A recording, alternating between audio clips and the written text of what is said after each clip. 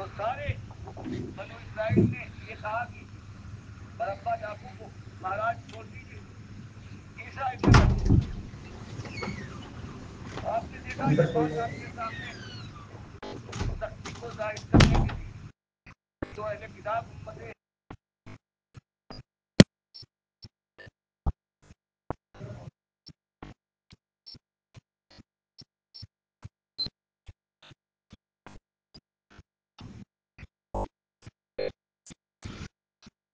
دوپہر میں حضرت ابوبکر کے گھر میں شادی ہو چکی تھی حضرت عائشہ سے، لیکن ابھی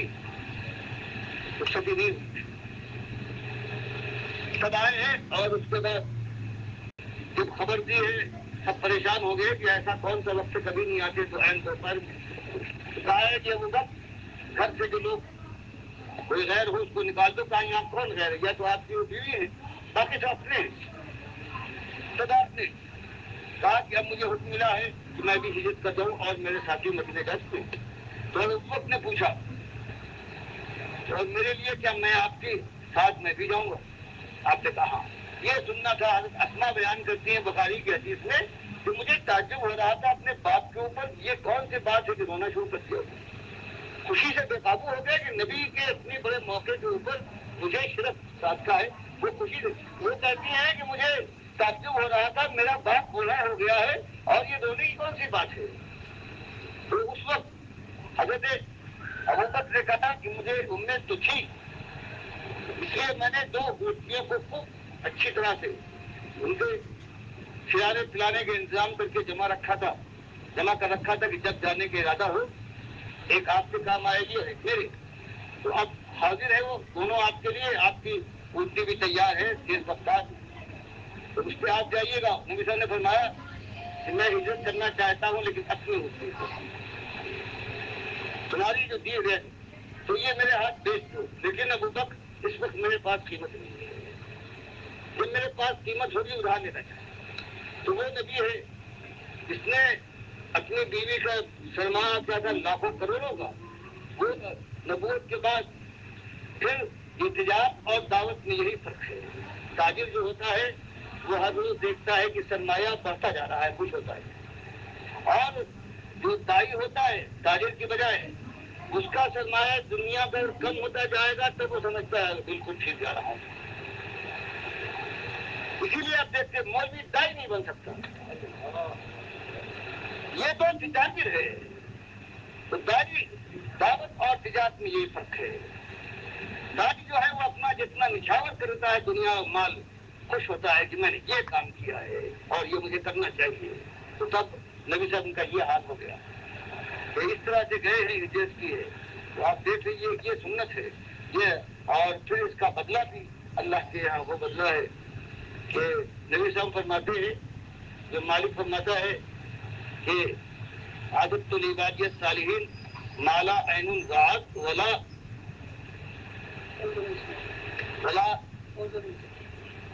اذن سمعت ولا خطر على قلب بشر اقرؤوا ان شئتم فلا تعلم نفس ما اخفي لهم من قرة اعين جزاء بما كانوا يعملون۔ بخاری مسلم۔ جو مالک فرماتا ہے میں نے اپنے مومن مخلص خالص بندوں کے لیے جنت میں وہ تیار کر رکھا ہے جس کو کسی آنکھ نے نہ دیکھا ہے، نہ کان نے سنا ہے اور نہ کسی دل میں اس کا خیال آیا ہے۔ فرمایا نبی صلی اللہ علیہ وسلم نے بخاری کی ایک حدیث، بہت سی حدیثیں آئی ہیں، ایک حدیث میں آیا ہے کہ اللہ نے کتنا بتا دیا جنت میں یہ ملے گا یہ ملے، فرمایا یہاں اس کا ذکر ہے جس کا قرآن اور حدیث میں ذکر نہیں ہے، وہ مالک فرماتا ہے وہ اس کے علاوہ ہے فلدینا مزید، یہ مزید ہے جس کے لیے مالک فرماتا ہے۔ تو وہ ایک ایمان کے اوپر ایک جھوپڑی والا ہو یا ایک محل سے اترنے والا ہو، اللہ کو ایک مان لے، اس کے سامنے سر جھکا دے، تاغوت کی نشاندہی کرنے کے بعد ایمان کی دعوت دے، شرک کو کھول کھول کر بیان کرے، پھر کوئی گالیاں دے، کسی کا جوتے پڑے، کسی کو مارا جائے، بال بچوں کو گیا نکالا گیا، معلوم ہوا مال نہیں ہے، غریب ہو رہا ہے، گوشت کھاتا تھا روٹی میسر نہیں، اللہ کے پروردگار تیری مہربانی ہے کہ تو نے مجھ سے یہ کام دیا، پھر عزت کے مقام آئے اور پھر اللہ اس کی زندگی میں وہ دور لے آئے فیضا ہم فریقان یختصمون، کہ دعوت کھل کر آ گئی ہے، قوم 2 حصوں میں بٹ گئی ہے، ایک دوسرے کے دشمن ہے اور کس کے لیے ہزاری ختمانی ختم کی رکھ دی، ان کی رعایت صرف اللہ کے لیے ایمان اور کفر کا مارکا ہے. تو اللہ نے بھی توفیق دے. اور لیکن اس کے نشان ہے نا یہ ہے اگر کوئی تاجر ہو دنیا بھی کمانا چاہے اور اس کے بعد کہتے ہیں دین کی کام بھی کر رہے ہیں دنیا کو سوچ لگے ٹھیک ہے 3 روپے کی پڑے گی اللہ تک دے اور اس کے بعد انشاءاللہ باقی دوسرا معاملہ ہے اس کے آگے کے بعد یہ مغرب کی نماز کے بعد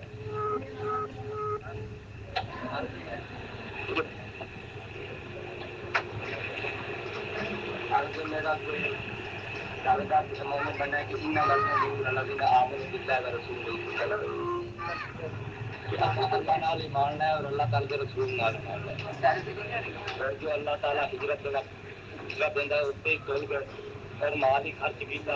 حق کو جو اللہ تعالی الحمدللہ نحمدہ ونستعینہ ونعوذ باللہ من شرور انفسنا ومن سیئات اعمالنا من يهده الله فلا مضل له ومن يضلل فلا هادي له واشهد ان لا اله الا الله وحده لا شريك له واشهد ان محمدا عبده ورسوله اما بعد فاعوذ بالله من الشيطان الرجيم بسم الله الرحمن الرحيم الف لام میم حسب الناس ان يتركوا ان يقولوا آمنا وهم لا يفتنون ولقد فتنا الذين من قبلهم فليعلمن الله الذين صدقوا وليعلمن الكاذبين حاسب الذين يعملون السيئات ان يسبقونا ساء ما يحكمون.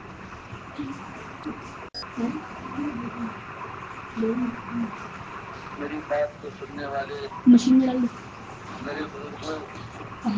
میرے بھائیوں اور سننے والی مائیں اور بہنیں یہ جس کتاب کی میں نے آیتیں پڑھی ہیں اس کتاب کے لیے اللہ کے رسول صلی اللہ علیہ وسلم نے فرمایا ان اللہ یرفع بهذا الكتاب اقواما ویضع به آخرین. مسلم اس کو روایت کرتے ہیں کہ اللہ کے نبی صلی اللہ علیہ وسلم نے ارشاد فرمایا کہ یہ قرآن وہ کتاب ہے جس کے ذریعے سے پروردگار عالم قوموں کو عزت دیتا ہے سربلند کرتا ہے غالب کرتا ہے. یعنی جو اس قرآن کو مان کر اس کے مطابق اللہ کی بندگی کرتے ہیں وَيَدَعُ بِهِ آخرین اور دوسروں کو گرا دیتا ہے دوسری قوموں کو چاہے وہ ماننے کا اقرار بھی کرے زبان سے اعلان کرتے پھریں کہ ہم نے اللہ کو مان لیا ہے اللہ کی کتاب کو مانتے ہیں لیکن فرمایا گیا اگر اس پر عمل نہ کیا جائے تو پھر ایسی قوموں کو پروردگار عالم ذلیل و خوار کر کے ڈالتا ہے. تو آج ہمارے اوپر بھی اللہ کی محبت یہ پوری ہوئی کہ ایمان کا اقرار کرنے والے بغیر سوچے ہوئے کہ انہوں نے کیا بات کہی ہے وہ اعلان کرتے ہیں کہ ہم ایمان لائے ہم اللہ کے بندے مومن بندے ہیں اللہ کو اپنا مالک مانتے ہیں. اس اعلان کے باوجود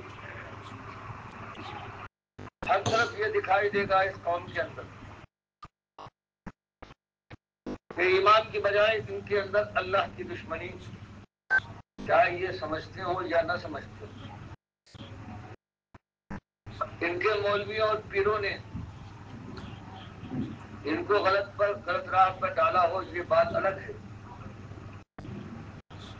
لیکن بات یہی ہے کہ ان کی اکثریت اللہ پر ایمان کی بجائے اللہ دشمنی کرتی ہے. مالک ایک ہی چیز کے لیے کہتا ہے کہ دیکھو میں مالک ہوں آسمان میں نے بنایا زمین میں نے بچھائی سب کچھ میں نے دیا ہے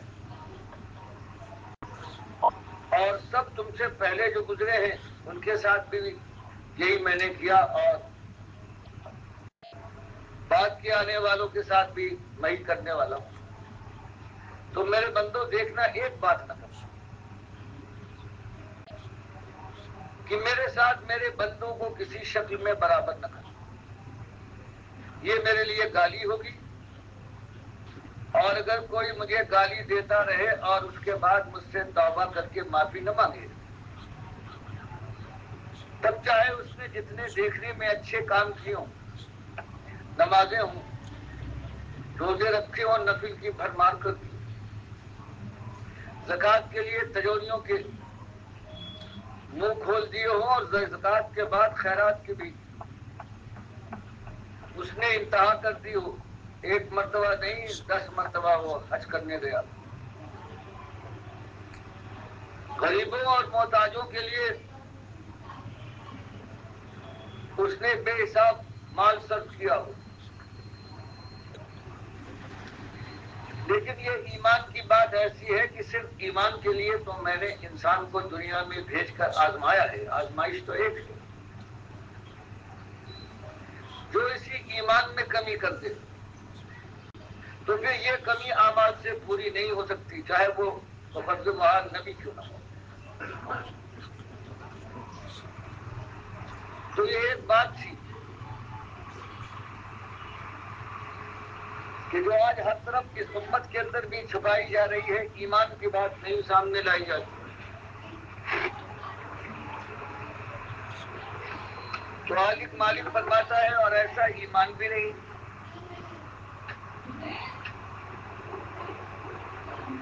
کہ وہ ایماندار بھی ہو اور بے ایمانوں کے ساتھ اس کا اٹھنا بیٹھنا بھی ہو، چلنا پھرنا بھی ہو، وہ بھی خوش رہے اور اللہ کو بھی خوش کر پائے۔ فرمایا یہ دو چیزیں ساتھ نہیں ہو سکتی۔ وہ اللہ کو اپنا مالک اور حاکم مانے، پھر اپنے سردار اور اپنے بادشاہ کی منمانی بات کو بھی قبول کر لے، فرمایا یہ ایمان تو ایمان نہیں ہوتا۔ اور کوئی صحیح معنوں میں اللہ پر ایمان لائے تو اس کے معنی یہ ہے کہ اللہ کے علاوہ چاہے اللہ کے دشمنوں کا کتنا زور ہو، وہ ان کی بات نہ مانے گا بلکہ ان کا دشمن بن کر اٹھے گا۔ اسی لیے مالک نے فرمایا کہ حسب الناس، کیا لوگوں نے یہ ایمان کے معاملے کو سمجھ لیا ہے کہ بس یہ تو زبان کا بول ہے، بس ہم بولتے رہیں، جس شدت اور زور کے ساتھ ہم بولیں گے تو ہم اتنے ہی زیادہ ایماندار سمجھے جائیں گے۔ فرمایا ایمان کی بات تو یہ ہے، اگر تم نے ایمان اللہ پر ایمان لانے کا اعلان کیا ہے جیسے کہ کتاب بتاتی ہے اور اللہ کے نبی صلی اللہ علیہ وسلم نے دنیا کے سامنے ثابت کیا ہے اپنی زندگی سے اور اپنے ساتھیوں کی زندگی سے، فرمایا وہ ایمان تو یہ ہے کہ اللہ کی بندگی کا اعلان کرنے والا مومن پھر اللہ کا بندہ بن جائے، اور اللہ کے علاوہ جن کا حکم چل رہا ہے، جن کی بات دنیا میں پھیلی ہوئی ہے، جن کے کہے کے اوپر لوگ گردن جھکا دیتے ہیں، جن کے گن گائے جاتے ہیں اللہ کے وہ دشمن ہے، فرمایا تو پھر ایک مومن کیسے ہو سکتا ہے کہ ایمان بھی لائے، کہے کہ ہم اللہ کا بندے ہیں، اور اس کے بعد پھر اللہ کے دشمنوں کے ساتھ بھی اس کا نباہ ہو جائے، اس کے ساتھ دوستی ہو، کبھی کوئی لڑائی نہیں چھڑے۔ فرمایا ایمان کا معاملہ تو یہ ہے کہ بے ایمانی سے ہر وقت، ہر جگہ، ہر موقع پر اس سے جنگ ہو۔ اس لیے فرمایا کہ دیکھو لوگوں، تم نے ایمان کا اقرار کیا ہے، اب تم پر قیامتیں ٹوٹ پڑی۔ ابھی دن کتنے گزرے، ابھی 1-2 سال ہوئے، یہ اعلان ہوا اور تم نے اعلان کیا، اور اس کے بعد پھر آپ سے ٹوٹ پڑی، قیامت برپا ہو گئی. اس جرم میں کہ تم مالک کو اپنا اکیلا مالک مانتے ہو، نہ باپ خوش ہے، نہ بہن راضی، نہ پڑوس والا تم اب تمہاری کوئی قدر کرتا ہے، نہ دور والا کبھی تمہارے پاس آنا اب گوارا کرتا ہے. جو آنکھیں تھی محبت کی، اب وہ نفرت کے ساتھ تمہارے اوپر نگاہ ڈالتی ہے. فرمایا اس میں یہی ہونا ہے جو مردو. اب دو چیزوں کو تم کیسے راضی رکھ سکتے ہو کہ اللہ کو بھی خوش کرو اور شیطان کو بھی راضی رکھو. اس لیے احاسب الناس، مالک فرماتا ہے جب ایمان اور صحیح ایمان لانے کے بعد جب اللہ کا بندہ ایمان کو ظاہر کرے گا اپنی زبان سے بھی، اپنے عمل سے بھی اور اپنے بلاوے سے بھی، یہی ہونا چاہیے. تو فرمایا تو پھر مصیبتوں کا دور بس شروع ہو جائے گا اور اس وقت تک ختم نہ ہوگا جب تک یہ شہید نہ ہو جائے، موت نہ ہو جائے، آ جائے مومن کی. یا اللہ تعالیٰ جنگ کے بعد، جہاد کے بعد اپنے دین کو غالب. فرمایا حسب الناس، کیا لوگوں نے یہ سمجھ رکھا ہے ان یترک کہ ان کو چھوڑ دے گا اللہ، ان یقولوا کہ وہ کہتے پھرے یا منا کہ ہم تو اللہ پر ایمان لے آئے،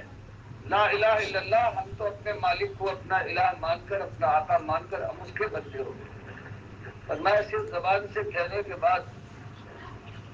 اگر دنیا نے یہ سمجھا ہے کہ بس پھر کیا بات ہے، اقرار تو کر لیا. فرمایا نہیں، اگر دل سے تم نے اقرار کیا ہے، مالک اقرار کو آزمائے گا برابر، تمہارے اقرار کو نہیں مانے گا. مالک کا طریقہ یہ نہیں ہے. فرمایا اگر کسی نے یہ سوچا ہے کہ بس ایمان کا اقرار کر لیا، نمازیں روزے پڑھ لی اور پھر بس، فرمایا نہیں، بلکہ تمہارے ایمان کو ہم دیکھیں گے کہ تم ہمارے بندے ہو، اکیلے ہمارے، یا دنیا کے بھی بندے ہو. فرمایا اگر یہ تمہارا ارادہ، یہ خیال ہے کہ ہم چھوڑ دیں گے صرف ایمان کے اقرار پر نہیں، وہم لا یفتنون، اور ان کو ہم فتنے اور آزمائش میں ڈال کر یہ نہ دیکھ لیں گے کہ وہ سچے ہیں یا جھوٹے. فرمایا یہ ہمارا ہمیشہ طریقہ رہا ہے. اور جب کبھی اس توحید کی دعوت اٹھی ہے، ہمیشہ اللہ نے ان دعوے داروں کو، یہ دعوت اٹھانے والوں کو، وَلَقَدْ فَتَنَّا الَّذِينَ مِن قَبْلِهِمْ، کہ اگر آج ان کے ساتھ یہ آزمائش اور مصیبتوں کا دور آیا ہے تو ہمیشہ یہی ہوا ہے. وَلَقَدْ فَتَنَّا، اور ہم نے ہمیشہ آزما دیکھا ہے. آج سے پہلے بھی جس نے یہ آواز اٹھائی ہے یا منا، ہم تو اللہ کے بندے ہیں، کسی اور کی بندگی قبول نہ کریں گے. فرمایا اس سے پہلے بھی ہم نے ڈالا ہے آزمائشوں میں، اور یہ دیکھنے کے لیے، دکھلا دینے کے لیے دنیا والوں کو کہ سچا کون ہے. وَلَقَدْ فَتَنَّا الَّذِينَ مِن قَبْلِهِمْ وَلَيَعْلَمَنَّ اللَّهُ الَّذِينَ صَدَقُوا وَلَيَعْلَمَنَّ الْكَاذِبِينَ. ایسی آزمائشیں لائی اور لانا ہے. جب تم نے یہ کہہ دیا کہ بس اللہ کے ہم بندے ہیں، اور دنیا میں جن کی بندگیاں کی جا رہی ہیں، غلامی کرتے ہیں لوگ، چاہے بادشاہ سلامت ہوں، چاہے قارون والے ہمارے مہاجن ہوں، ان کے پاس مال و زر ہے، اور یا یہ دین بیچنے والے مولوی اور پیر ہوں جو اللہ میں زہر کلاتے ہیں، ان کی بات چلتی ہے. اور یہ تین گروہ ہیں، ان کو ملا کہا جاتا ہے. ملا یملو مانے ہوتے بھر دے. اور یہی تین گروہ ہیں جو اپنی قوم کے جو مناسب، جو رتبے والی چیزیں ہیں، ان کو یہ بھرتے ہیں، ان کے اختیار میں بھرتے ہیں، اور عوام ان کی بات پہ ہاں میں ہاں ملاتی. فرمایا اگر کسی، ہم نے اس سے پہلے بھی کیا ہے، ہمیشہ جب یہ دعوت، یہ کوئی آواز لگاتا ہے تو ہم اس کو نہیں چھوڑتے، ہم دکھلا دیتے ہیں کہ سچا ہے یا جھوٹا ہے. فَلَيَعْلَمَنَّ الَّذِينَ صَدَقُوا، تو اس وقت بتایا جا رہا ہے کہ آج کے ایمان کے دعوے داروں، ہم تم کو بھی ان آزمائشوں اور مصیبتوں میں ڈالنے کے بعد ہم جان لے کر جلوا دیں گے، دکھا دیں گے کہ تم میں سے سچا کون ہے، جھوٹ بولنے والا کون ہے۔ فرمایا ایک طرف تو اپنے مومنوں کے ہم اس آزمائش میں ڈالتے ہیں، اور وہ اللہ کے باغی جو آج خدائی کر رہے ہیں وہ بھی کان کھول کر سن لیں۔ ام حسب الذین یعملون السیئات، کہ ان کو بھی ہم چھوڑنے والے نہیں ہیں، بے ایمانوں اور ناشکروں کو، چاہے تخت شاہی پر بیٹھے ہوں یا قارون کی خزانے کے اوپر سانپ بن گئے ہوں، یا یہ فیس اور یہ اجرت لے کر پیٹ کی پوجا کے لیے پیر اور مولوی بنے ہوں، یا ان کے ماننے والے یہ عوام ہیں، کسی کو نہ چھوڑیں۔ اگر انہوں نے یہ سوچ رکھا ہے، سمجھ رکھا ہے ان بچکاروں نے کہ ہم ان کا کچھ نہ بگاڑ پائیں گے، وہ ہم سے سبقت لے جائیں گے، بچ جائیں گے، تو فرمایا ان کی غلط فہمی ہے، ساما یحکمون، یہ بہت بڑا فیصلہ ہے جو کر رہے ہیں، ہم ان کو بھی ٹھیک کریں۔ تو آج یہ معاملہ ہوا کہ اللہ کے فضل سے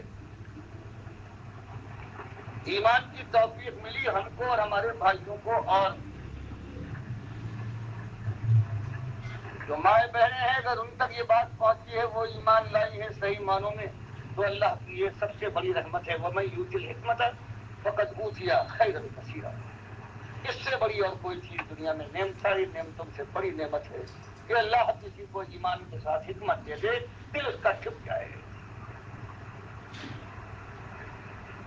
تو بتایا گیا کہ یہ اس راہ میں ہوتا ہے، اور آج ہم نے اسی آواز لگائی ہے کہ ہم اللہ پر ایمان لائے، اور ایسے ایمان لائے جیسے کہ ایمان لانے کا حق ہے۔ تو پھر اللہ کا جو قاعدہ ہے کہ ہم کو بھی نہ چھوڑے گا، معاملہ صاف کر کے رہے گا۔ اور یہی عرب کی وہ تاریخ محمد صلی اللہ علیہ وسلم نے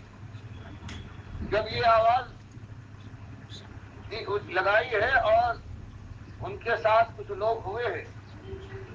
تو ابھی چند سال گزرے تھے کہ ان کے گھر نے، ان کے شہر نے، ان کے معاشرے اور ان کی زمین نے کہا کہ اگر باپ دادا کے طریقے سے ہٹ کر تمہیں رہنا ہے، کوئی نیا دین لائے ہو، تو یہاں سے ہم تم نکلنا پڑے گا، یہاں اب تمہارے لیے یہاں جگہ نہیں۔ تو اس میں صرف مرد نہیں گئے ہیں جوان مرضی کے ساتھ، بلکہ ان کی بہنیں ہیں، ان کی بیویاں ہیں،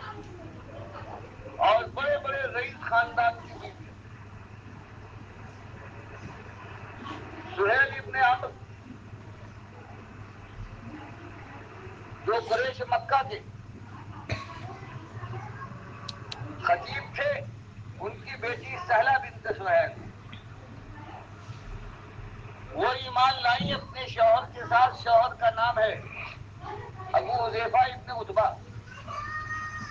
جو عتبہ ابن ربیعہ جو بدر کے میدان میں قریش مکہ کا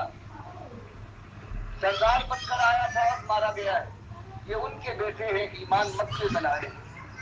ان کے بیٹے۔ اور ان کی بیوی کون ہے؟ ان کے بیٹے کی سہیل ابن عمرو، جو سردار اتنا بڑا ہے، تو ان کو نکالا گیا ہے مکے سے، اور حبش میں گئے ہیں جہاں گرمی ایسی شدید پڑتی ہے کہ پھول سا چہرہ کملا جائے، لیکن انہوں نے کچھ پرواہ نہیں۔ نبی صاحب ان کی بیٹی ہے، رقیہ ہو گئی ہے اپنے شوہر عثمان ابن عفان رضی اللہ تعالیٰ عنہ کے ساتھ۔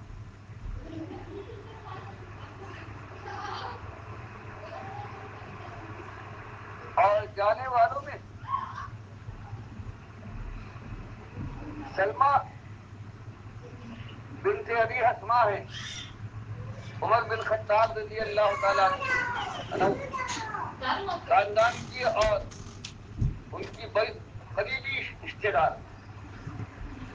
بڑے جو آئے تھے شہزادے، ایمان لائے تھے، انہوں نے جہاں اپنے گھر کا یہ مشرکانہ دکھ چھوڑا ہے، لاش ماری ہے، وہاں ان کے ساتھ ان کی بیویوں اور بہنوں نے بھی ان کا ساتھ دیا ہے جو ایمان لا چکی تھی، کیونکہ جانتی تھی کہ اللہ تعالیٰ فرما رہا ہے کہ ہم سب کا امتحان لیں گے، اور امتحان ایک ہی چیز کا ہے کہ اللہ کے لیے، ایمان کے لیے تم سب کچھ قربان کر سکتے ہو یا نہیں۔ اسی لیے جب یہ مشکل پیش آئی تو اللہ نے ہمت بتائی کہ دیکھنا کم ہمتی نہ ہونے پائے، اتنا سخت امتحان لیا جا رہا ہے تمہارا، کہیں شیطان بہکا نہ دے اور تمہارا نفس کہیں تم کو ایمان کے معاملے میں کمزور نہ بنا دے۔ اس لیے مالک نے فرمایا یا عبادی الذین آمنوا، اے میرے وہ بندو جو صحیح معنوں میں خلوص کے ساتھ ایمان لانے کے بعد تم نے اعلان کر دیا ہے کہ اللہ کے علاوہ میں سارے غیر اللہ جو طاغوت ہے ان کا دشمن ہوں، ان کی بات نہ مانوں گا۔ فرمایا میرے ایسے بندو، اب تمہارے سامنے ایسا مشکل میدان ہے کہ ملک چھوڑنا پڑ رہا ہے، اسی ایمان کے جرم میں تمہارا باپ بھی تم کو گھر میں نہیں گھسنے دیتا، تمہاری ماں نے بھی آنکھیں پھیر لی ہے، تمہارا بھائی ہے وہ غصے کے ساتھ لال چیزیں تمہارے سامنے نکالتا ہے، تو کچھ پرواہ نہیں، ان عرضی واسعہ، چھوڑو اپنے اس شہر کو، اپنے خاندان کے لگاؤ کو کاٹا، ملک کی محبت ایمان کے مقابلے میں کوئی حیثیت نہیں رکھتی، حبش کا ملک غیر جگہ ہے، پردیس ہے، تمہارے ملک سے کہیں زیادہ گرمی ہوتی ہے، لیکن ایمان کو وہی بچاؤ مل سکتا ہے، اس لیے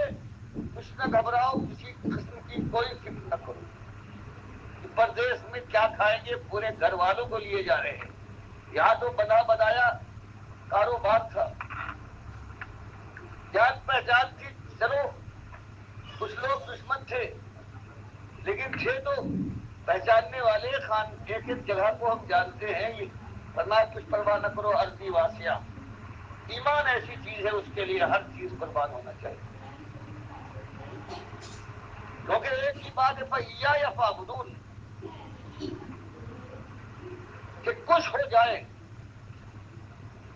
ایمان کے سلسلے میں، جہاں ملک چھوڑنا پڑ رہا ہے، اگر جان دینے کا موقع دیا جائے، کھال ادھیڑ دینے کا موقع آ جائے، پر میں کچھ بھی ہوں